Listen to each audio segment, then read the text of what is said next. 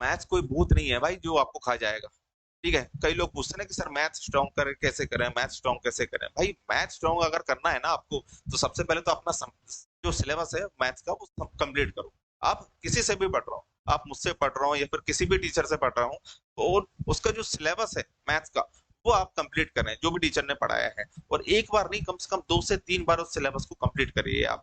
ठीक है, उस सिलेबस को 2 से 3 बार कंप्लीट करने से फायदा क्या होगा कि आपको चैप्टर में समझ बढ़ेगी। जैसे एग्जांपल दे रहा हूँ कि परसेंटेज है या फिर प्रॉफिट लॉस है या फिर टाइम एंड वर्क है, उसमें किस तरीके के क्वेश्चन बनते हैं, आप 2 से 3 बार लगाओगे ना उन्हीं क्वेश्चन को, तो आपकी समझ बढ़ने लगेगी उस चैप्टर में। तो जब नए क्वेश्चन आएंगे ना एग्जाम के, नए नए क्वेश्चन पूछे जाते हैं, तो नए नए क्वेश्चन को भी करने का तरीका आपसे बनने लगेगा। ठीक है, समझ में आने लगेगा। उसके बाद अगली प्रोसेस होती है आपकी प्रीवियस ईयर क्वेश्चन पेपर। कम से कम 3 से 4 साल की प्रीवियस ईयर क्वेश्चन पेपर, आप किसी भी एग्जाम की तैयारी कर रहे हो, आप एसएससी की तैयारी कर रहे हैं, आप किसी भी स्टेट गवर्नमेंट एग्जाम्स की तैयारी कर रहे हैं, आपको प्रीवियस ईयर क्वेश्चन जरूर लगाना है। ठीक है, जैसे एसएससी की तैयारी कर रहे हैं तो जरूरी नहीं कि एसएससी सीजीएल के ही लगाएं, एसएससी सीएचएसएल के ही लगाएं, एसएससी जीडी के ही लगाएं। आप सीएचएसएल की भी लगा लो, सीजीएल की भी लगा लो, जीडी की भी लगा लो, एमटीएस की भी लगा लो। ठीक है, सभी के प्रीवियस ईयर क्वेश्चन पेपर कम से कम 3 से 4 साल की प्रीवियस ईयर क्वेश्चन पेपर लगा लो आप।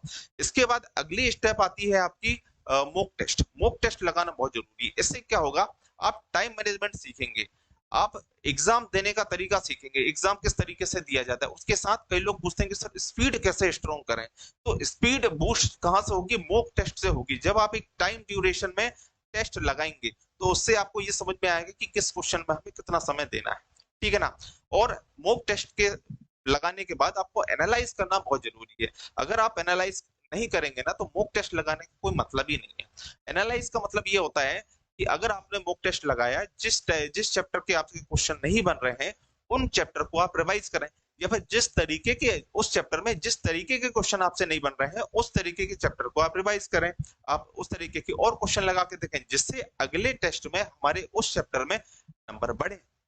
अब अगर आप किसी मॉक टेस्ट में आपके 70 नंबर आए हैं, तो आप अगले टेस्ट में 71 करें, 72 करें, 75 करें, इस तरीके से आप इंप्रूव करें धीरे धीरे।